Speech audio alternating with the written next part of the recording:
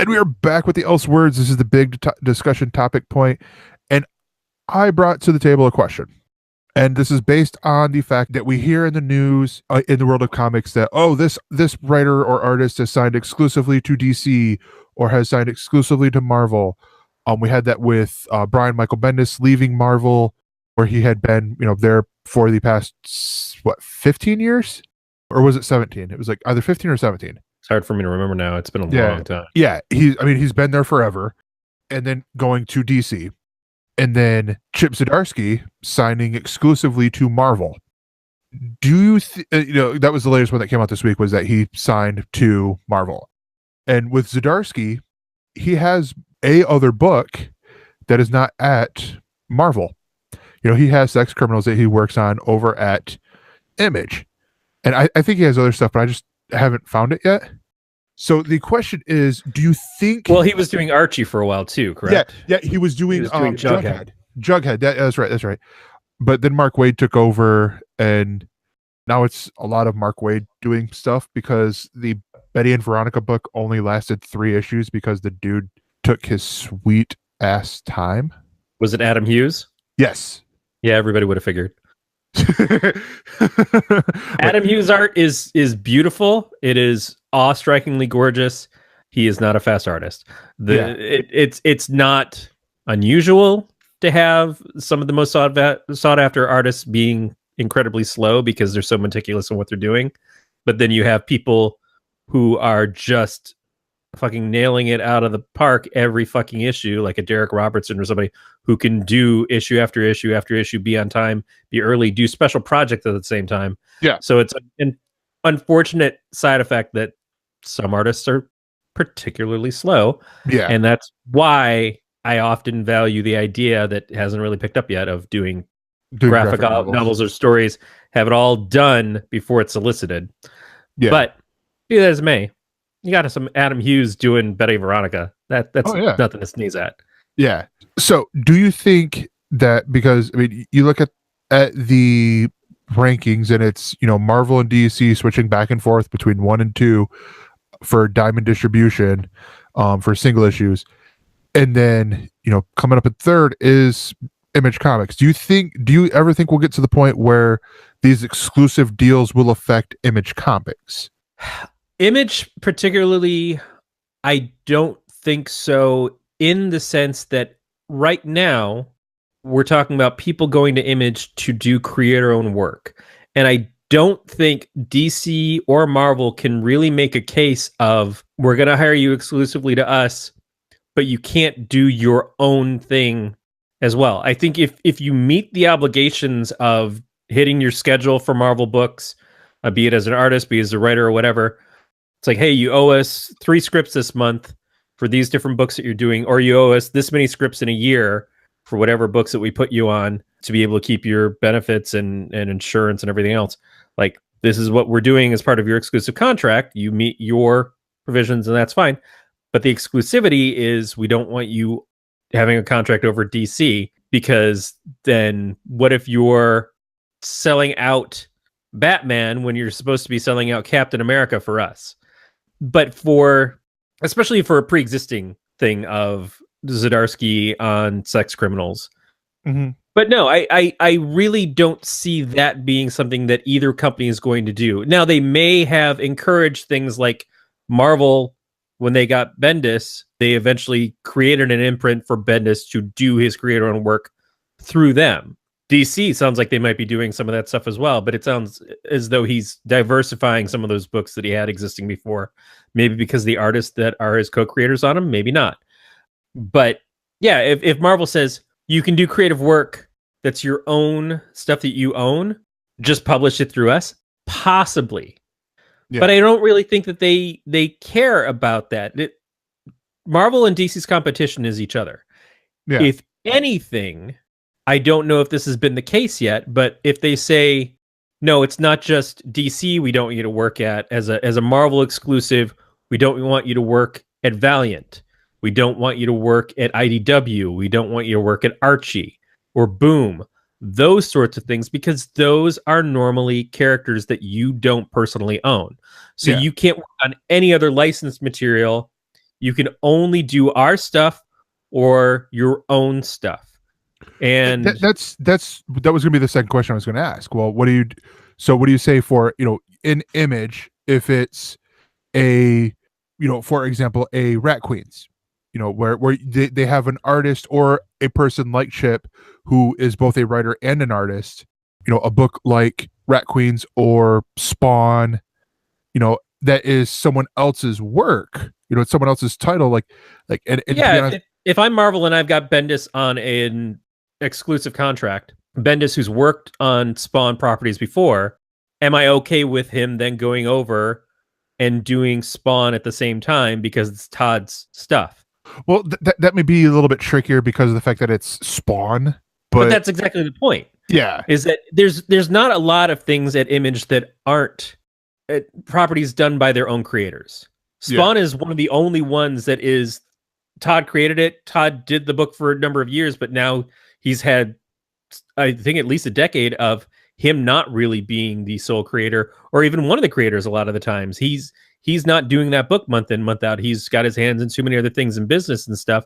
Whereas Eric Larson, Savage Dragon has only ever been by him, except for issue 14, I think, that was by Jim Lee, that Larson later on went back and said, yeah, fuck that book, and did his own version of 14 to get rid of the Grifter story disguised as a Savage Dragon comic that Jim Lee did when they did that trade-off. And by the way, it wasn't like Jim Lee did Savage Dragon 14 and Eric Larson didn't also do a Wildstorm book. It's just when Eric Larson did the Wildstorm book, he was doing that book. He wasn't just doing Savage Dragon and like those characters show up for 5 minutes. Yeah, so that's the thing. And I think when it comes to something like that, especially when you're a creator at the level of a Zdarsky or a Bendis or Jim Chung, who is apparently going over to DC now because he's released artwork from his Justice League run with Scott Snyder, and he's been Marvel exclusive for a long time.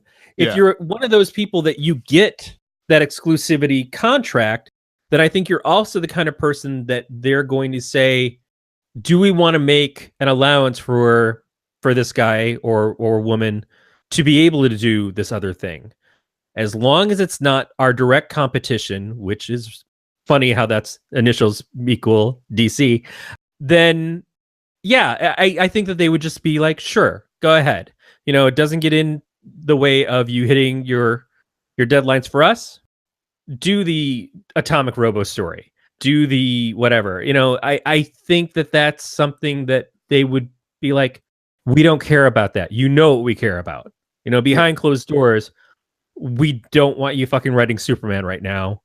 We want you writing Spider-Man, and that's it. And that's the benefit of being a freelancer, is that you can go to anywhere. And the disadvantage is that you don't get a lot of the other benefits. Like when Marvel wasn't having Kelly Sue DeConnick go to their retreats, and they said it was because she wasn't an exclusive creator, but they had other people who weren't exclusive creators going to their retreats, which is kind of shitty. But that is at least an excuse of, we're looking at the people who are the pillars for our creative future right now. And these are the ones that we know we've got guaranteed to work on our books for a certain period of time. So they're the ones who get involved in this.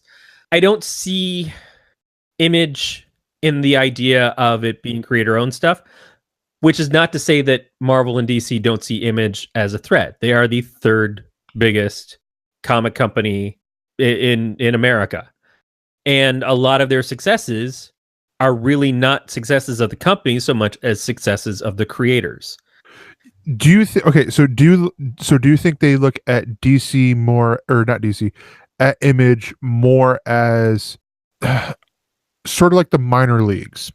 No, I don't think I see them.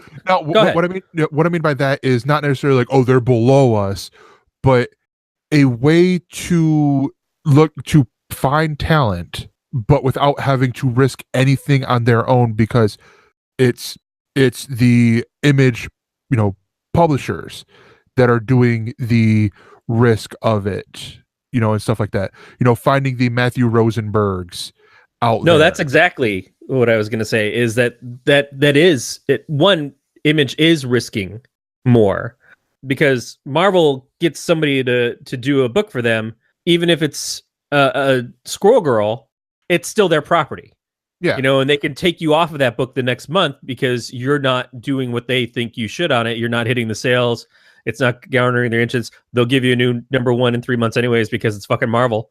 But Image, they put in and they launch a Rat Queens, and then shit goes wrong with one of the creators on the book, and it disappears off the shelves when it should be doing really well.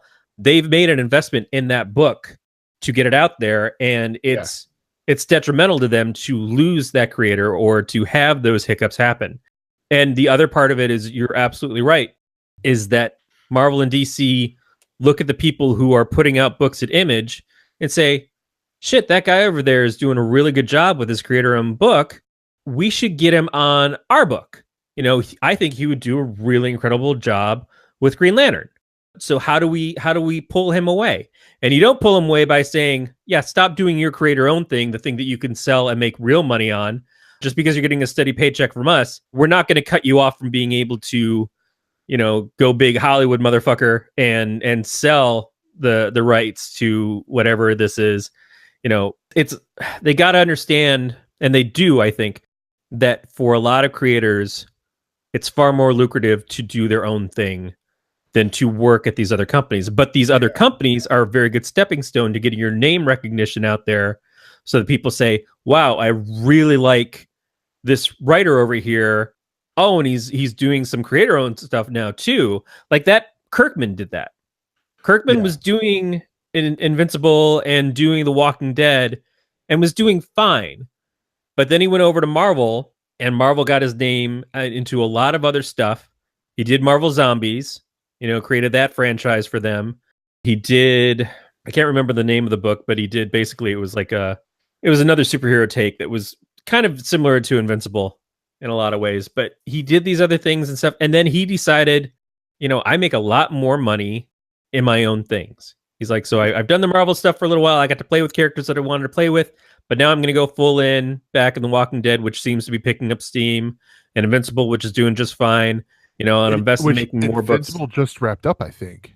Yeah, just now. But I mean, this was years ago. This was 10 years ago or whatever that he was doing this. Same thing with the Brian K. Vaughan. Mm-hmm.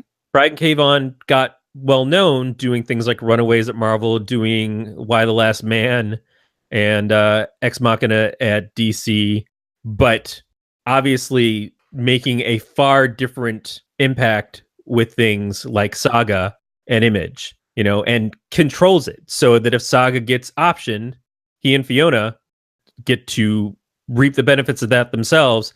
They don't write what is essentially a script for the next Thor movie, you know, and get mentioned in the credits, but that's about it. Yeah. Now, do you think Brian K. Vaughan is the last one to work at both DC and Marvel at the same time? Because I don't know if he was. Because I don't even remember if it was at the same time, but didn't Why the Last Man come out at the same time as Runaways? I think Why the Last Man was still running when Runaways came out. He might have still been doing the book, but it had been out for a few years before. But yeah, and I don't think he was the last one either. I think it's just that a lot of the people that we see, again, aren't exclusive, but they're also not the big names that are getting the attention. No, actually, I think the last one was Charles Soule. Yeah. Because he was doing Red Lanterns at DC. Isn't Taylor doing stuff at both companies? No, yeah. So, I mean, it's I guess it's not as weird to see people doing, you know, both things. Because I think Sam Humphries was doing both a little bit too. But it just, I mean, because honestly, I brought up the question because I'm sitting here thinking, you know, it's like I'm seeing into the future where, you know, Disney and Warner Brothers realize that these comic book worlds are going to be a lot bigger than what they think they're going to be. And then we have this, you know, where they're like, all right, well, we want them working here and we want them giving us new ideas and stuff like that. So, you know, it was me sort of picturing them going, all right, you can't create anything new over at Image or work for, like, I figured the exclusive thing might include like the others that aren't creator owned publishers, you know, like the IDWs and all that stuff. But yeah, Valiant would be like the next step, I think. Yeah. If you're saying, oh, well, I'm doing Iron Man, but I'm also doing Exo Manowar. Yeah. Then people are going to see the parallels, and could your run of Iron Man, if it's considered really good, boost Exo Manowar to give Valiant that next step up the ladder to get more recognition? And it's like, hey, I'm liking this Exo. Hey, what's this guy over here, this Bloodshot? Oh, I hear Vin Diesel is going to be playing him in a movie. Well, that's stupid, but I'll still check out the book because I'm here. That's just I'm teasing, but I do agree with you that is the next step. I just don't think that they see them as competition yet, and that's part of the problem, because for creators, the best thing that they could hope for is to have multiple choices, multiple outlets to do work. When publishers go away or publishers don't succeed, and we're stuck with this duopoly essentially of Marvel and DC, that's not good for anybody. Because what if you have a bad relationship with an editor over at DC, so you can only work at Marvel to pay your bills, but it's not where your heart is, and it turns out one day you get on somebody's last nerve at Marvel too, for whatever reason, and then you've got neither place that you can work at, John Byrne. It's just kind of like, that's bullshit. That was John Byrne's fault all the way. But it is just kind of like, fuck. It's a two-party system. It's a goddamn two-party system, and Image is the independent. It's the Green Party, and I guess Valiant's libertarians. I see a point in time where we're so hungry for new content to be pulled into. Netflix is buying the rights for Rob Liefeld stuff, which has been out for a long time. But it makes sense because he's so prominent right now with the Deadpool stuff and now Cable. But Deadpool and Cable are still kind of like the last two new characters that Marvel had that got prominence. How many other characters have gotten big in the last 20 years that didn't pre-exist that, or aren't legacy characters? Kamala Khan is a legacy character, as much as she is absolutely her own thing, but she's a legacy character that's also an Inhuman. Yeah. How many brand new things are there that you can then say, oh yeah, I'm going to be the next Rob Liefeld by working at Marvel and having a character that got really popular in Marvel books and then winds up on the big screen. So it's not like I own it, but because I was a co-creator and had a good deal at Marvel at the time, I'm going to reap all these benefits. It's still not the same thing as having the benefits of being the guy who made Spawn and then has a hugely successful Spawn franchise. But it is pretty fucking good. I don't know. I think that there's, at this point in time, I'm just glad to see artists getting good deals, artists and writers. But I also feel that there's a lot of underserved people. And I still think of Marvel and DC as like the fast food restaurants of the comics world. Not because that they don't do quality stuff or are incapable of quality stuff, but this is my first job out of college. This is where I cut my teeth. Yeah. In the old days, it was like you'll do backup stories, you'll do like a weird kind of Inferior 5 book or something, and now it's like those things are the shit that Grant Morrison comes in and says, I want to do an Inferior 5 comic. I want to do Miracle Man, but not the Miracle Man that people know. I want to do the other Miracle Man. I want to do these things, and it's like, well, shit, that's the stuff that the new guy's supposed to do. So he can come up and then work his way up to doing a Teen Titans issue, and then making his way over to doing a run on Aquaman for a couple of years to finally move up into the Batman seat. So it sucks that it's just like this back and forth between these 20 big names.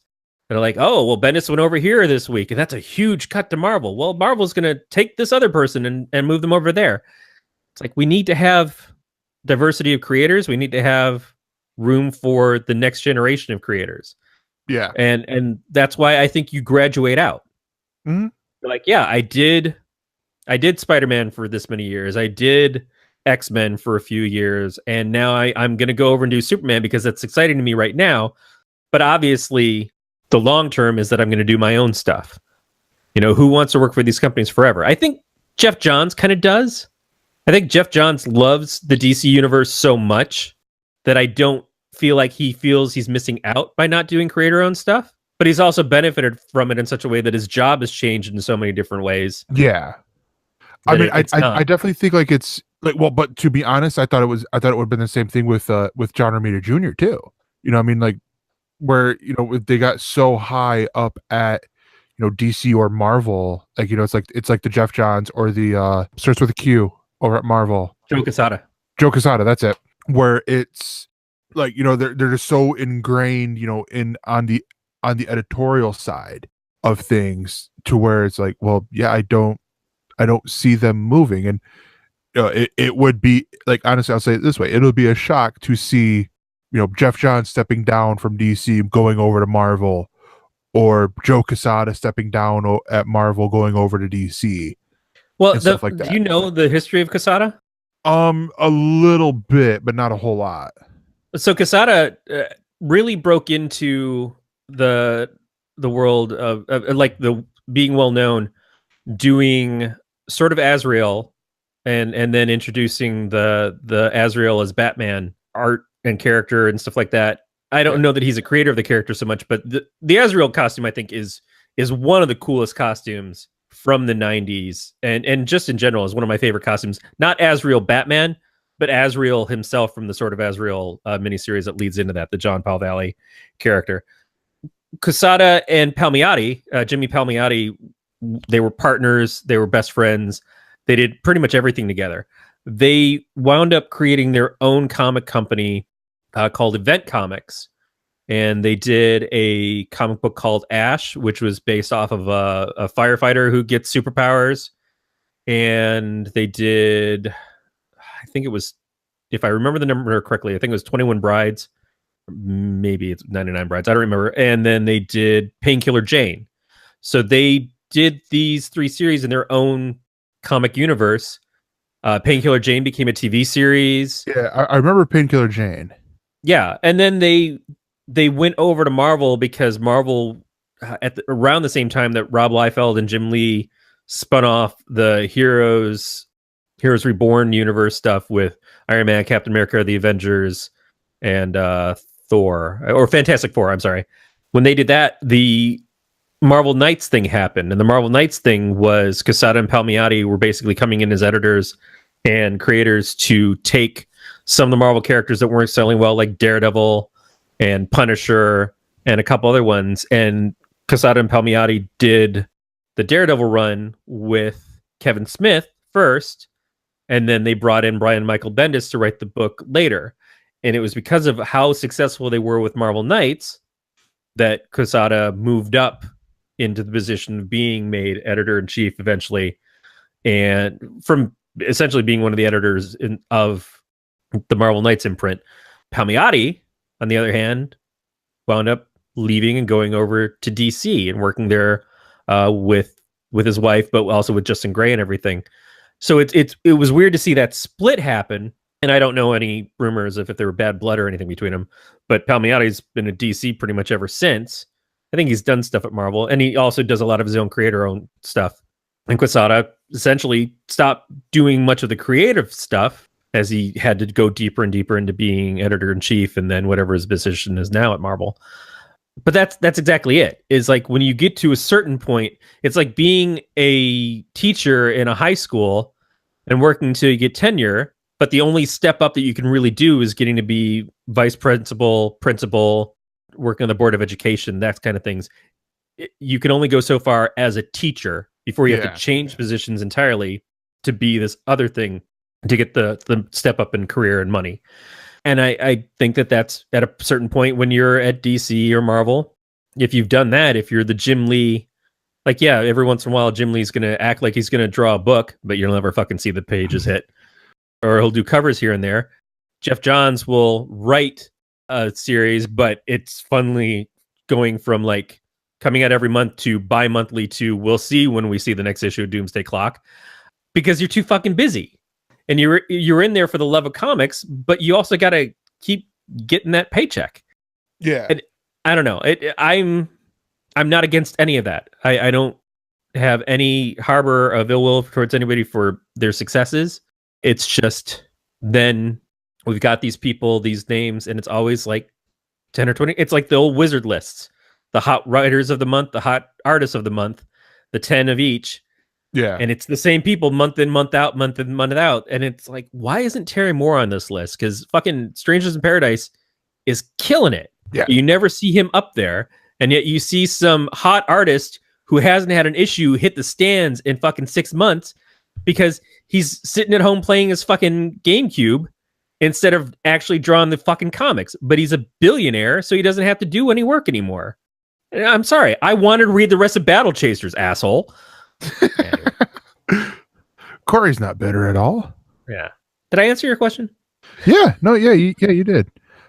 So, I mean, that's going to do it for us. For more on this Galactic Network podcast, go to gncast.com. That's GNCASTS.com.